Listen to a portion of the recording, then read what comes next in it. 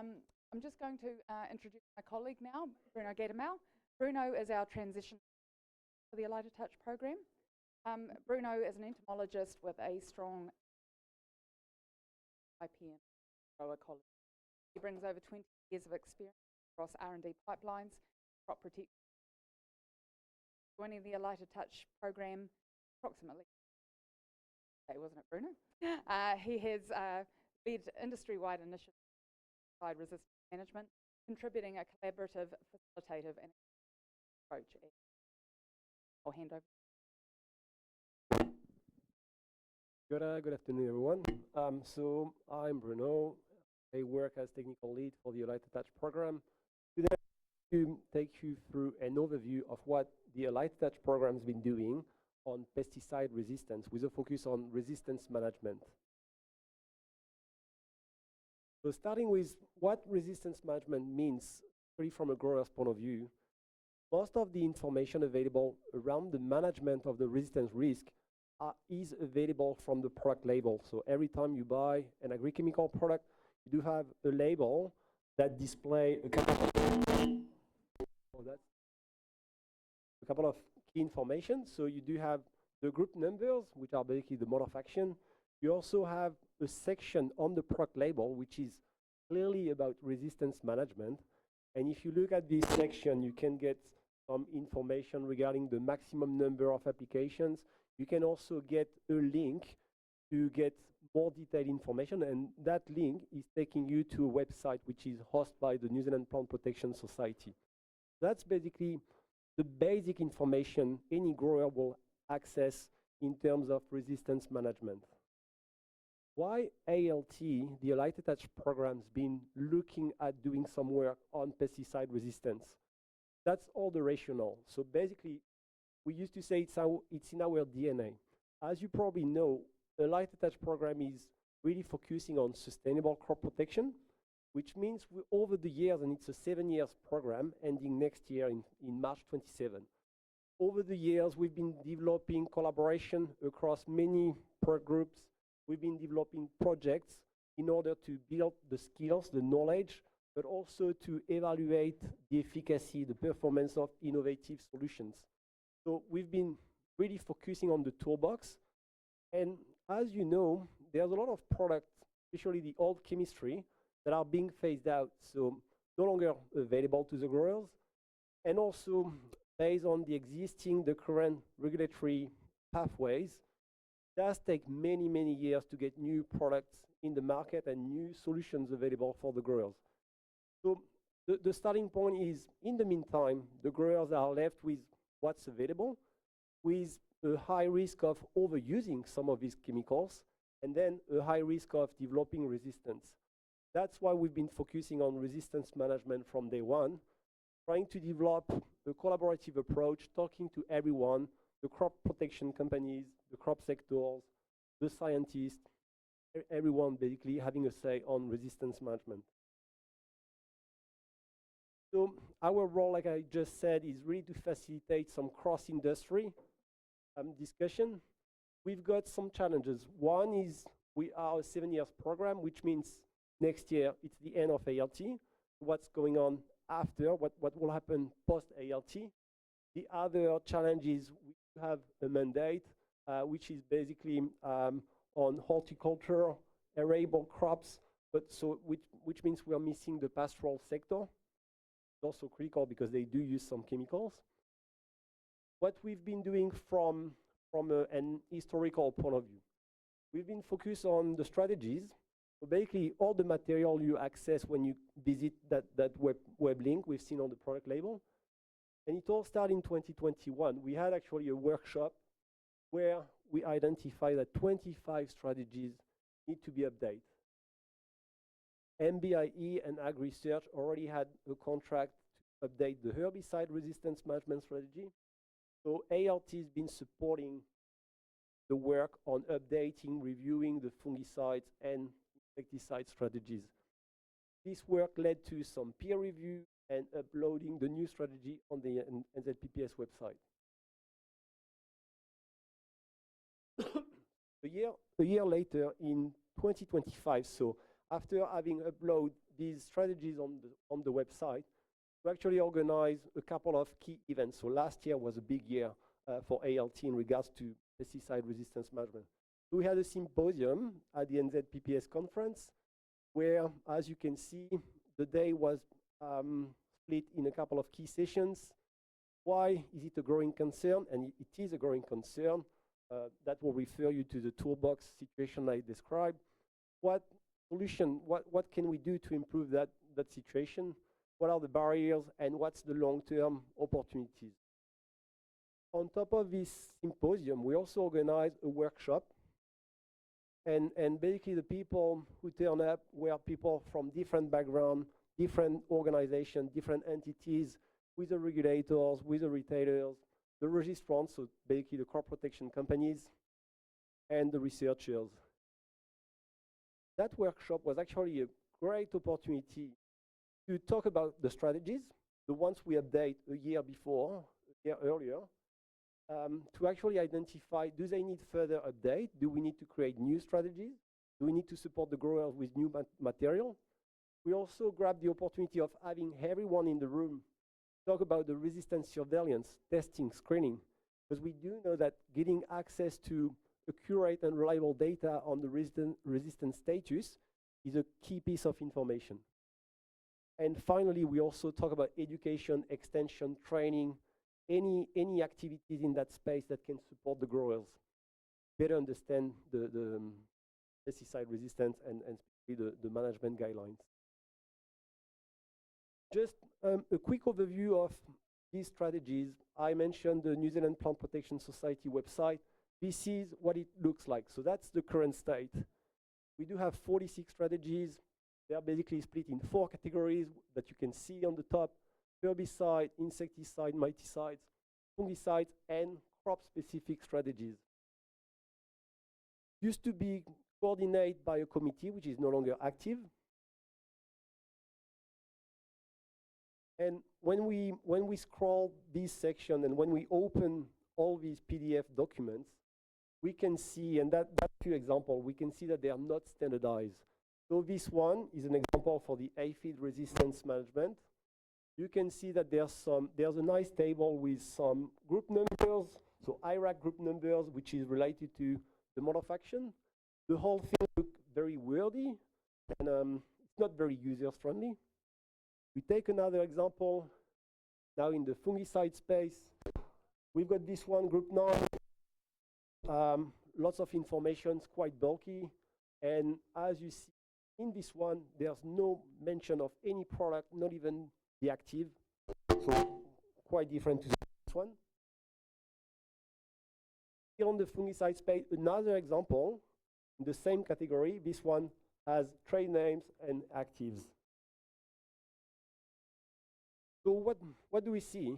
Obviously, they're not standardized. So at the workshop was a large consensus shared across the room that they do need further review. Even though it's already good stuff, like it's some very interesting and reliable information produced by scientists, they are not fit for purpose in terms of they are not user-friendly. And if they are too wordy, the growers are not likely to adopt them, to read them. That's the main challenge. We then had group discussion regarding, okay, what information do we want to see in these strategies? What is relevant to the grower? So is it about biology of the pest, of the pathogen? Is it about some guidelines, IPM principles? Is it about the mode of action? So we had this discussion at the workshop. And eventually we want to standardize as much as possible to make them, like I said, user-friendly, growers-friendly. Going through the process of discussing the format and the content, because both needs to be updated, we organize sessions. So after the workshop, we actually create some working groups, and we had a session between August and November. We discuss what sections we want to see. We also explore the international model. Obviously, it's pesticide resistance is a global issue around the world, and there are some countries that are more advanced in that case. So we explored the benchmark. We got actually good example with a connection to our colleagues in the UK. This is an example about what they did, arthritis. And like I said before, the resistance status, the key piece of information which is displayed in their strategies over there. We look at what's done overseas, and obviously we do know that any guidelines, any management, any management guidelines or support will need to be adapted to our New Zealand conditions. Goals, as you can read here, consistent structure, update, and grower friendly. So we've been working with a contractor since these working group sessions to update the existing material.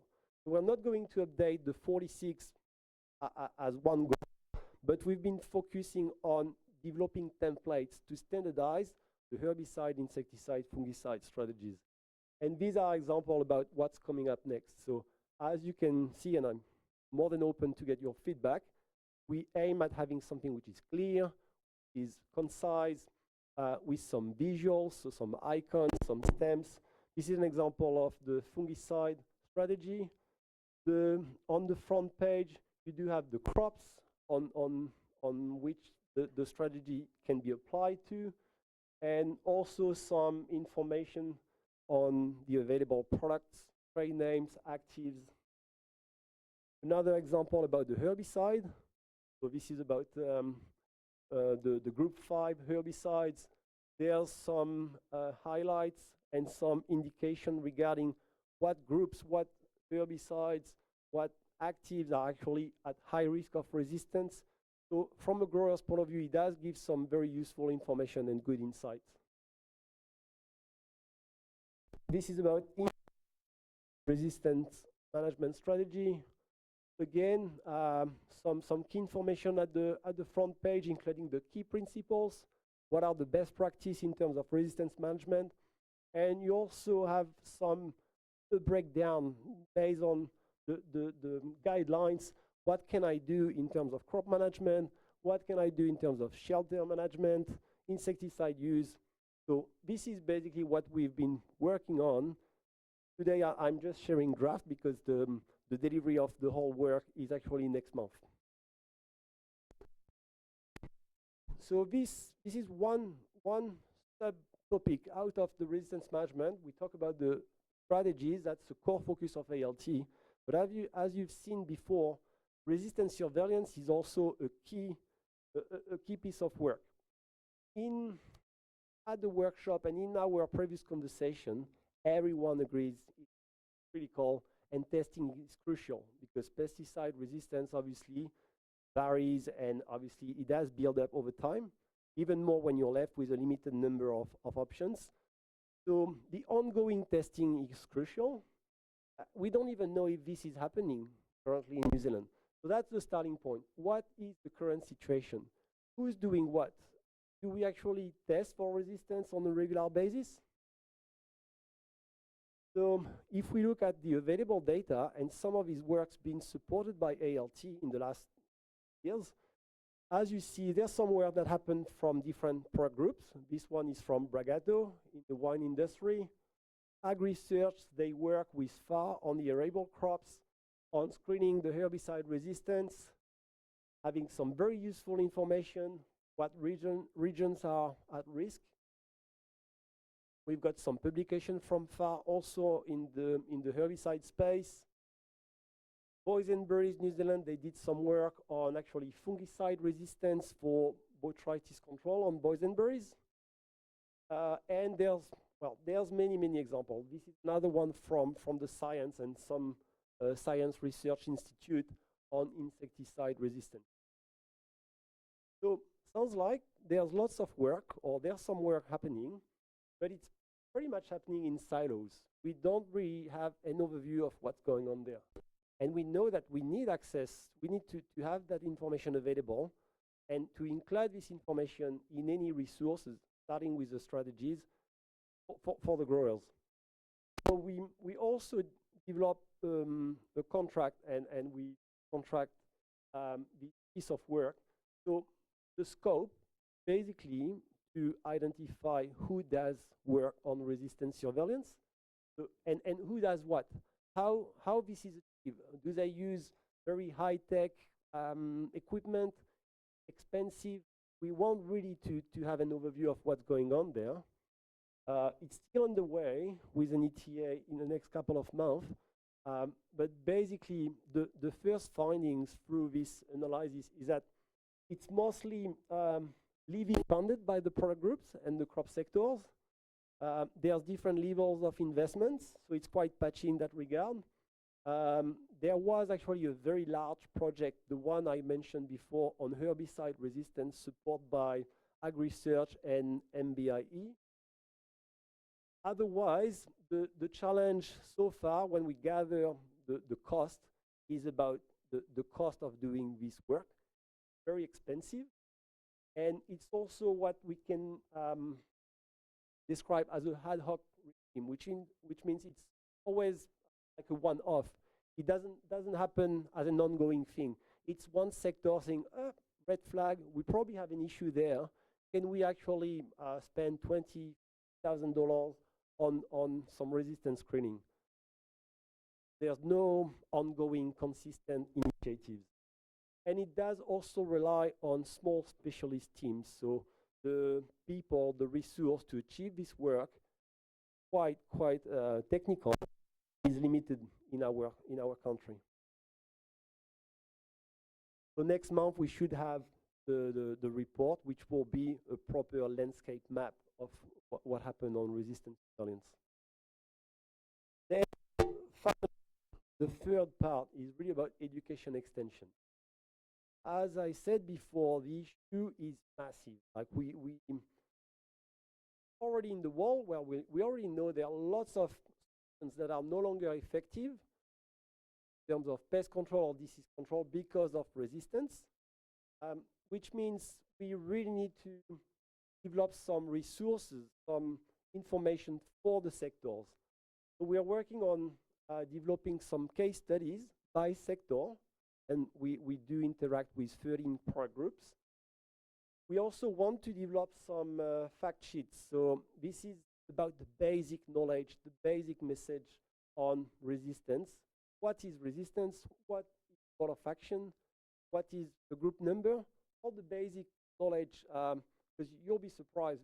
A lot of people don't always understand these numbers. Sounds simple, actually it's not. And actually it's critical to be on with the extension work in that space. And finally, we are developing some resources around the resistance management practices. It's really about, through all the case studies, very interesting to hear what works. So to hear the success and the failures. So when you talk to the crop sector, it's pretty interesting and relevant. Talk about the outcome of the previous work and highlighting why it worked, why it didn't work. So this toolkit is likely to be delivered in a couple of months. And there's another piece of work, another contract, which is related to extension and education, is what we call the counterfactual analysis. So we are working with the New Zealand Institute of Economic Research. A lot of time through our group discussions, workshop, we're all wondering how much it does cost the New Zealand horticulture and arable sectors for not doing anything on pesticide resistance. Basically, how much do we lose from pesticide resistance? It's a big question.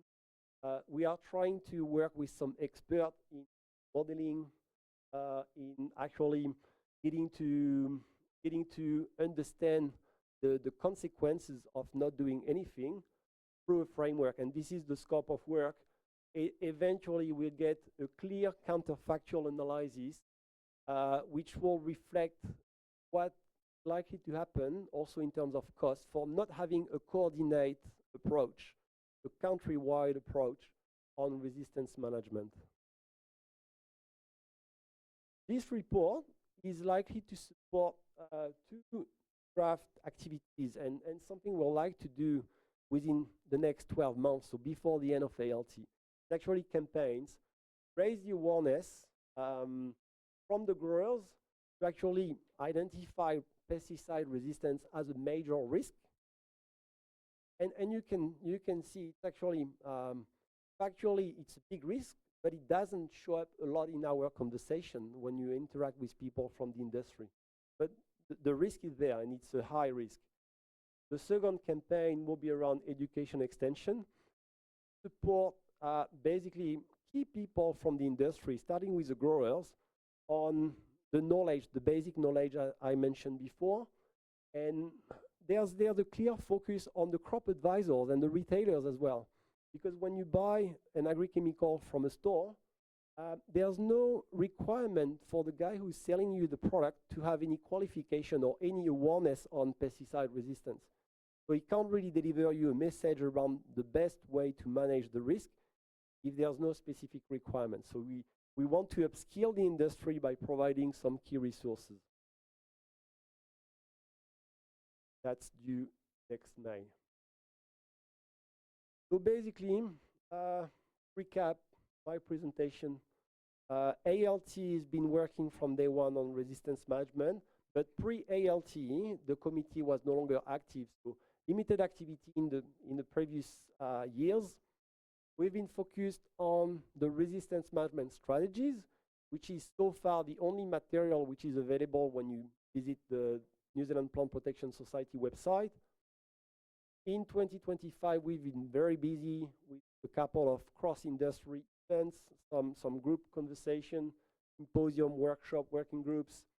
And these events, all the conversations that happen in 25, really help us to come up with a strategy and all the activities I've mentioned before. The next step is to get all these activities deliver, reports, resources. So I talk about the templates that should be eventually more user-friendly.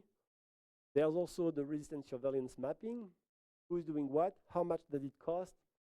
The resources, including the case studies, the fact sheets, and eventually the nice report we're expecting from the Economic Research Institute. Now, long-term, post-ALT. So ALT is really that neutral body, partly funded by MPI, partly funded by the crop sectors. We are neutral. We are a neutral body. We're not advocating for any of the parties. Post-ALT, who's going to take this on board? We do know has to be an ongoing thing. Like the sectors, they need to carry on with updating the strategies. We need to update the resistance status on a regular basis. So what we are doing, we're basically working on the foundation of a system that will need to be passed on and handed over to what we call a unified governance body or a central entity. The funding of all these activities, especially I mentioned the high cost of doing some work on surveillance, can be addressed by getting a levy fund, so a levy fund model. In that case, we actually had nice discussion with a dedicated working group on funding with the guys involved in the ag-recovery model. So something like that to actually sustain the investment and to make sure you have ongoing funding. And as far as we went, like through all this conversation, AFANS, which is basically the industry body for the crop protection companies, is well placed to lead such a national program on resistance management. We keep referring to AFANS because overseas, especially in Australia, this work of like coordination is achieved by CropLife, which is the equivalent of AFANS over there. And it's very similar in Europe as well. So yeah, a little bit of unknown regarding the future, but for sure from an ALT point of view, we're going to deliver as much as we can. If we don't do it, no one's going to do it now, and it's still it's likely to remain patchy. So we just want to push to do as much as we can. We've got a dedicated budget. We'll probably spend it all eventually, but long term, still some discussions to happen in the next few months. I invite you to sign up to our newsletter and obviously to visit our website because we're updating the website regularly. so you can get access to the latest updates, developments, especially on resistance management. But basically, watch this space because yeah, we are going to deliver some good information for the sectors. Thank you, everyone. Do you have any questions?